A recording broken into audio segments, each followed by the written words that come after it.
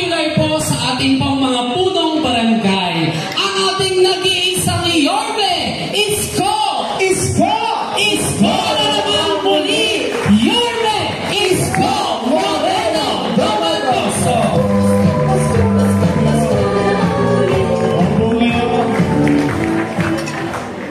Hi! Hello! Nabusog ba kayo? Naku mukhang masayang-masaya yung Pasko ninyo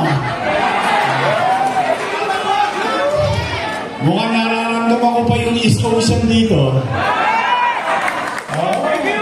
Kaya kailangan mo tapos sa Pasko, may bagong taon pa. Kaya ako naman natutuwa kasi si Manong noong isang araw, tumawag siya. Sabi niya, hindi raw siya magbabakasyon. Pupunta raw siya ng Maynila. At ang bilin niya, kung pwede raw kayong makasama sa tanghalian.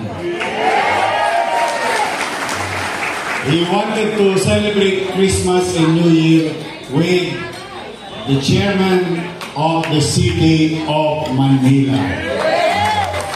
Kaya tayo nagkasama-sama dito dahil kay Manong Chubby. Kami dito, ano lang kami, assistant. But we are very excited na maalala tayo ni Manong. Katulad na sinabi ng host kanina, na alam nyo, mahirap umikot sa buong Pilipinas. Binder, banda, napakahirap. Dahil siyempre, isang tao ka lang, at ang dami nagre-request sa iyo na puntahan mo, hindi mo talaga mapagbibigyan lahat. Pero, minabuti ni Manong Chubby, na tayo ang makasama niya.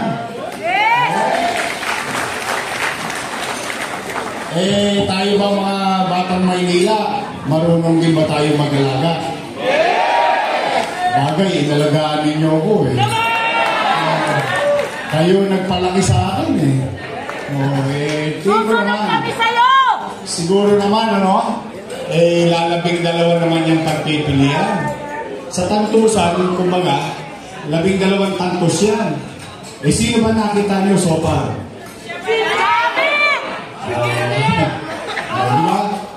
Basta tayo, yung sa atin lang naman, suklian natin ng kabutihan loob din yung nagbibigay ng diin at malasakit sa atin. Hindi naman siguro kalabisan yun. In fact, sa totoo lamang, sa alat sa gusto ng mga hindi natin kilalang senador, iboboto rin natin sila Tama, mali? Malamang sa yung hindi nyo pa nakita, maiboboto nyo rin. Tama, mali? Ito, binigyan tayo ng oras. Baligtad toys. Tayo binigyan ng importansya. Naalala niya tayo. Alam niya, kagagaling nyo lang sa era. Puro sugatan pa kayo ng Pasko. Alam ko naman. Kaya na minabuti kong mabawasan ang sugat ninyo. Nakapagpadala ako ng band-aid. Pero ako, may duda rin ako, pero ayoko na paunahan si Manong. May kalalagyan kayo ngayon araw na.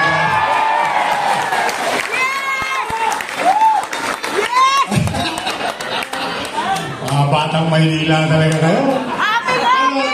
Kidding aside, I'm really happy and honored. Parang isang malaking karangalan na isang kilalang tao. Tingnan ninyo lahat kaya ng posisyon nakuha nito. Konsehal, mayor, gobernador. Siguro naman sapat na maging senador to. Hindi naman siguro pipitsugin itong bata natin. Kung ito kwento natin to sa kabarangay natin, sa kapitbahay natin, sa kamag-anak natin, hindi naman siguro kalabisan. Total, pwede na natin isingit ito. Ipasingit nyo na to sa inyong mga kapitbahay at kabarangay. 12 naman yan di ba? Kung kayo may natipuang 6, o di pang-7 tayo. Kung may natipuang kayong 3, di may pang-4 tayo. Kung may natipuang kayong 10, di may pang-11 tayo. Basta ang importante, laging kasama. Pwede ba yun? Talaga? Uy, alam niyo ba, nabibisto na boto ng barangay? Oo, nakikita ng boto. Di ba, sa internet, pag tinignan mo yung resulta, di ba? Eh baka abangan tayo ni Manong. Makakapan na tayo, tinignan natin kung marunong ba tayo ng tumingin ng dibidendaso. Kasi sa dibidendaso, tinitingnan yung prueba. Kaya ba natin magprueba, mga bata kaibigan? Promise, ha? Yun lang may sabihin natin kay Manong yung Pasko na tayo'y nabigyan ng pagpapalaga. Tayo naman nagkakasama-sama, na-appreciate naman natin yung mga taong binibigyan tayo ng importansya, pagkilala, paggalang. Ako man, ganun din eh. Masayahin ako pagka ganun. Pag ako nililingon talaga, Diyos ko, ako naman nagre-reciprocate. But today, it's not about me, it's not about Amado, Joey Uy, at mga konsihal natin sa Yorkers Church. Today, it's about one person. The reason why we are together today is because of him. Kaya, tingin ko, bukod sa gagawin ninyo sa Mayo, ay ngayon pa lang iparamdam na natin sa kanya ang mainit na panalo sa lungsod ng Maynila. Manong Chari Singson!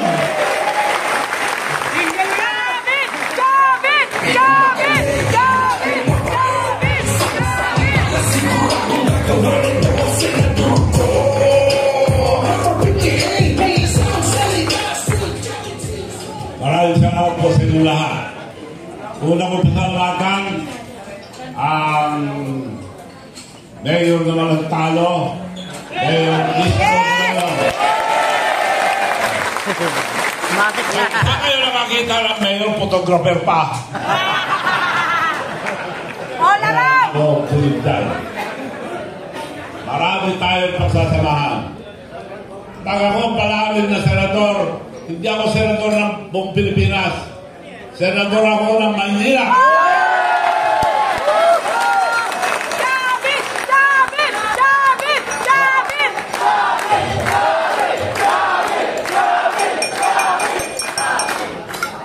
Una-una, humingi ako ng pamangkin sa inyo dahil nahuli ako.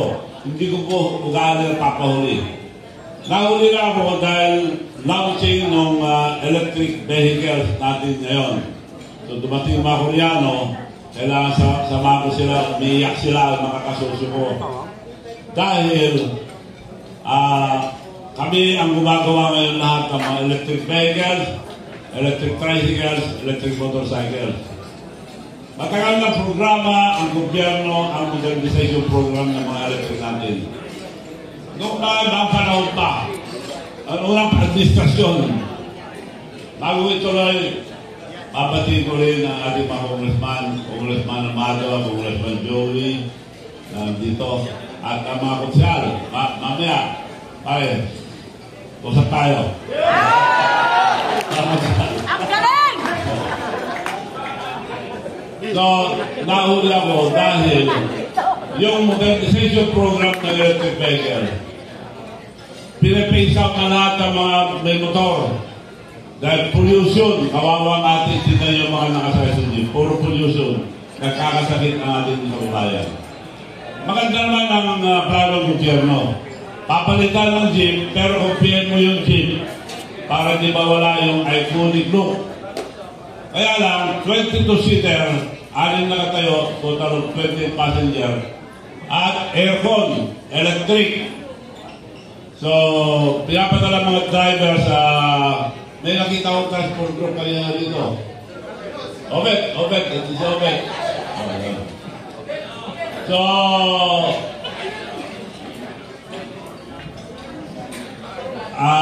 walang pinapadala ang mga driver sa land bank para umutang. Tapos ang down payment ng 500, tapos yung proyekto. Wala akong pupunta sa kanila. Kaya matagal na yan, nagdedemonstrate lahat dahil lumiliit ang kita nila, taas ng gasolina, diesel. Kaya pinapapunta sila sa electric.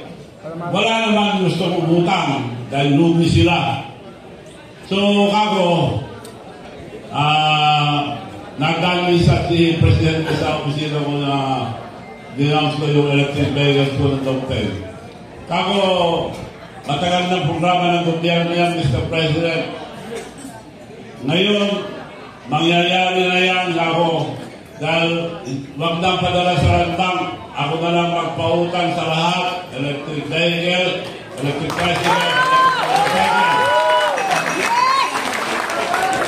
Pero walang down payment, zero interest. Wala ka na talo!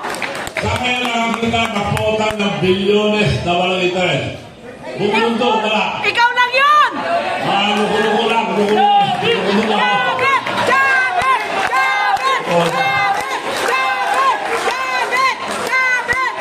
Ito pa. Sino nakakuha ang Mission Universe? Sa buong bansa, wala pa.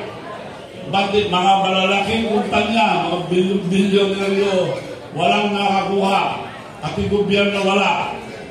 Sinong kumuha Mission Universe? Kaibigan yung loko-loko. Kaya sabi nila, mahal at malulugi kayo. Maganda sa ating bansa, pero mahal, malulugi kayo. So kako, maganda sa ating bansa, uli natin kako, yung mga sa opisina ko, sir, lugi tayo dyan, malaking lugi, $2 yan, peso. So, ginawa ko yung Mission Universe, maski lugi, $15 million at kailangan i-down payment. Una, down payment, $1 million. Ang refundable. Kaya-kaya ito ako, bayad ka ito $1 million, ang refundable. Sumunod, dagdagan yung $5 million, sir. Bakit? Miss Universe, pupunta sa Miss Universe, $6 million lang eh. $6 million. Iba pa yung gastos mo sa Pilipinas. Napasubo na ako. Tingnan ko, 6 million ulit, 6 million na. Tingnan natin para makapisa ko ako. Hindi o. Kayo, yung gastusin nyo sa Pilipinas, itapusin ko nyo. Baka hindi ko ano gastusin. Masisira sila dahil sila pinakamalaki. Magkano? 6 million. 12 million na. So, hanggang 12 million, doon lang sila pumirma. At inumpisa namin. At bawal ilabas. Pag may mangyari, international issue.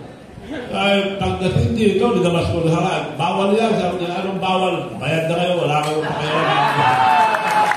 So, nilabas ko, Luzon, Visayas, sa Mindanao. At, ang unang nagkareklamo, mga kababaihan. Sir, ayusin mo yan. At, kayo umayos siya ako. O sige, kami umayos.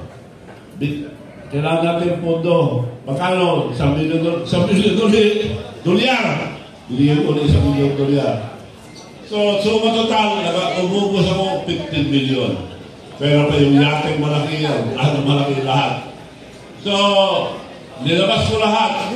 At nang natapos, sila nagdeklara mismo na ang nangyari misyonin sa Pilipinas ay the most successful in the entire world. So, noong natapos na, Gobernador, ikaw na magpa-Miss Universe sa buong mundo. Maski saan, may discount pa. Wala nang down payment. So, kinuha ko, maski magkalugi-lugi ko, basta parang Pilipino, binibigay ko. Kapatid ko. Pero pinakamalaki lugi ko, itong Transport Group. Dahil ako na magpautang lahat. Pumunta ang mga Transport Group. Nandiyan si Obed. Obed. Nandiyan. Obed. Pumunta sila. Magkano ba namin kukunin? Gusto namin yung sinabi nyo na walang down payment. Zero interest. Hanapin nyo muna pinakamura ako. Nagpunta sila sa Taiwan. Thailand. Korea, China, buong bansa. Nakita nila, bumalik sila, nakita na namin, Governor, 3 million pinakamura yung specification na yan. At balik pa ang makina, yung nakita nyo, 3 million. So sabi nila, Pwede, alam namin matulungin ka, pwede bang tumawad ng 600,000? 2 million for na lang. Ako, kung makipag-usap ako sa inyo ng makipagtawaran, hindi na tulong yan. So, 2 million for, happy ba kayo? Ako sa kanila, happy kami sir, dahil 3 million yung kamura. Mura na yun, 2 million for. Ipakita ko sa inyo na tulong ko ito, ako, may factory sa Korea, marami akong factory doon, aeroplano, submarino, passport, lahat. Ngayon, nung sinabi ko, kung magtawaran tayo, hindi na tulong yan.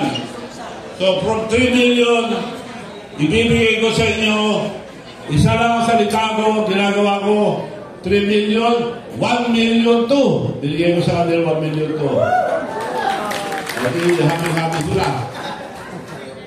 Kung taasan ko kasi, makakala ko bita ako eh. Lugi ako.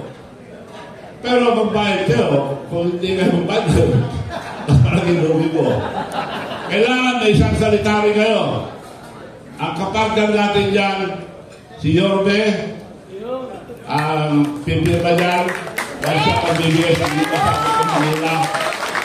Tricycle, jeepney, saka kayo, saka yung Jangyo. Pag hindi kayo magbayad, araw-araw, Jangyo ko yung mukha nyo.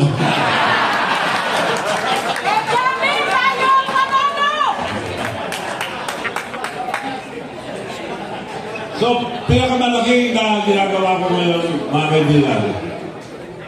Alam nyo ba na 77% ang ating kababayan walang bank account? 91% walang credit card. Nasa mundo na tayo ngayon ng digitalization online. Ano mga online mga kababayan natin kung wala kang bank account? So, ako meron bangko sa Amerika, bigang Bangko International. Ngayon, meron din ako Bangko Nasyonal. Pero gagamitin ko sana ang negosyo. Naisip ko na malaking tulong ating kababayan dahil 77% ang laki nun. Kung ilang milyon. So, mga 70 million Pilipino walang bank account. So, binigay ko na lang yung VBank. At may wifi yata dito. Oh, subukan natin mamaya sa mga sosyal. Dahil yung mga may anting-anting na. Ay, yung, alam nyo, noong araw, kami po ang pinakamagulo sa buong Pilipinas. Yung tawag kami most notorious, a warlord country, ordinaryo patayin ng mayor, at judges, pinapatay, provincial commander, pinatay doon ang provincial commander. Nakialam sa pagpatay ng mayor, pinatay yung provincial commander. Yung magulo-magulo. At mahirap maging gobernador. 7 beses akong inambos, namamatay ang mga kasama ko pag binabarin ako. Ewan ko, di ako tiyatamaan. Pero nung hindi ako napatay-patay, inityan na ako 2 granada.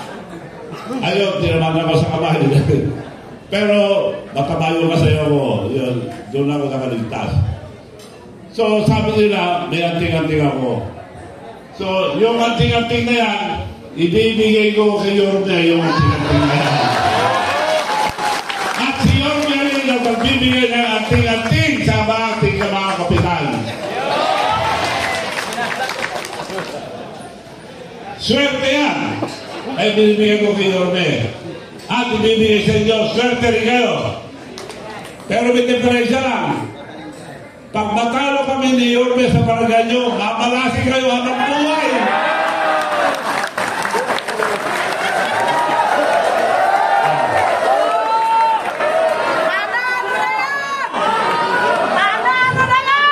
Kailangan manalo kami ni Yorme. Sa mga grupo niya, ang mga congressman. Mahirap yung mamalasin habang buhay. Basta yung nanalo!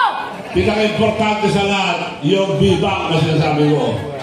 Yung VBank, hindi lang, nagpapapremyo ako ngayon. Mula pa noong December 15, halos 500,000 araw-araw, gabi-gabi. Nag-umpisa yung 7:58 dahil 58 ang number ko. So, gabi-gabi hanggang bawal. Bawal na sa February 10. So, gabi-gabi may premyo, may nanalo ng 58,000 gabi-gabi. At, tama, 58 number ko. 58. At may nanalo 58 na katao ng 5,800. Gabi-gabi. At pag ako ang host, nadadagdagan pa. Marami tayo pa premyo. Sa bawal natin, dadagdagan ko yun ng first prize, 580,000. Wow, laki! Pero hindi yung pa-premyo importante dyan. Ang natutulungan ng may bangko. Walang yumayaman na walang may bangko. Alam niyo mga kaibigan, 70 million or more ang walang account. Ang laking tulong ito sa mga lilit na negosyante. Halimbawa, negosyante sa probinsya, bibili pa din sa Manila, pupunta sa bangko, magbabayad sa bangko, mag-aantay, magbibis pa, magsasara pa ang bangko. Pag may bibak kayo, sa bahay na kayo, hindi na kayo alis. Hindi na kayo mga masahe pa, hindi na kayo alis. Bibak to bibak, tinanggal ko lang ang bayan. Hindi ko lang ginawang negosyo. Libre lahat. At libre mag-download. Napakadali mag-download. Tingnan nyo lang yung Facebook ko. O meron po tayong dalawa. Dala na... mabigay ka mamaya yung QR code nyo na lang. Mas mabilis. Mag-download. Yung mga konsya, bigyan mo na para bigyan mo ng nakating-ating. Kasi subuhin mo yung download. So, yun po ang importante sa lahat. Lalong-lalo na mga overseas workers natin, hindi na sila lalabas pa sa bahay. At yung tatanggap dito, lalabas din sa bahay. Hindi na. Bahay to bahay lang, telepono lang, isang pindot, lipad na. Ngayon, para pa ito, mas maganda sa mga ibang ginagamit nyo. Yung halimbawa, yung popular sa sabon doon na Gcash, eto mas, hindi bangko yun, eto bangko. Mas maganda ito, di hamak, dahil bangko ito, di bank. At susubukan ko, ipakita gano'ng maganda ito. Ngayon, at saka ang formal launching, January 12, sa Mall of Asia Arena. 10,000 ang capacity nun. May palabas tayo doon, mga artista, mga rapper, marami. Pero ipapakita ko gano'ng maganda ito. Lahat ang pupunta ron. Ang isang pindot ko, lahat, yung 10,000, isang pindot ko lang, may ayuda lahat. Kakaroon lahat ng ayuda sa telepono nila. So kung wala kayo gagawin sa 12, punta kayo sa Mall of Asia. Sabay-sabay. Para makita nyo gano'ng kagaling itong B-Bank. Bangko kasi ito bangko lang. So mga kaibigan, pag ako tinulungan nyo na mapunta sa Senado, meron kayong kaibigan na luko-luko, kapaggal lahat ng luko-luko sa gobyerno.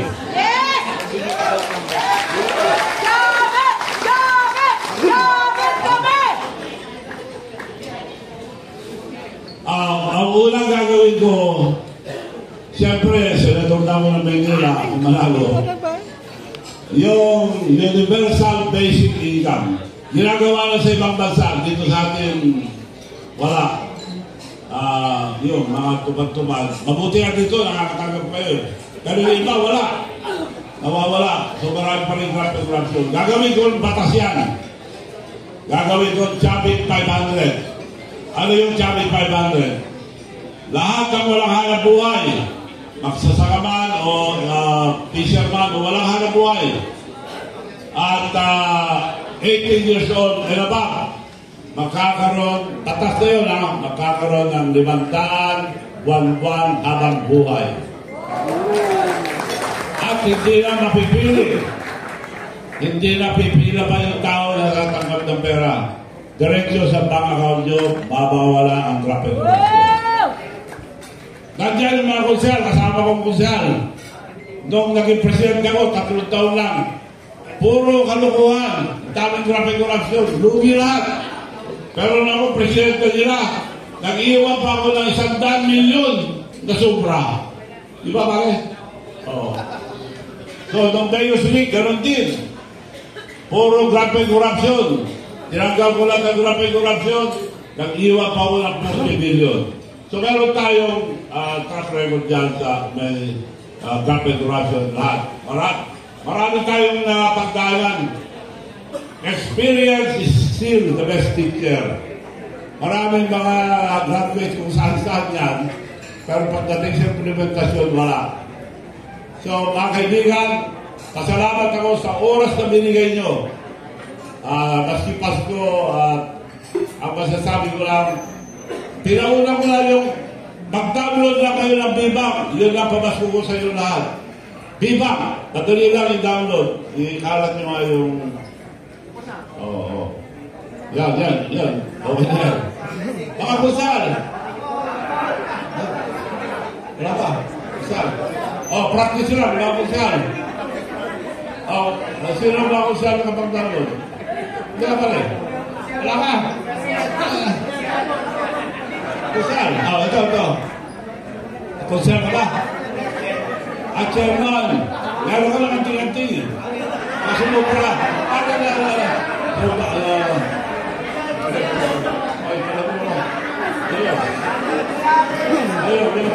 Hindi, bumili ko para 10 lang.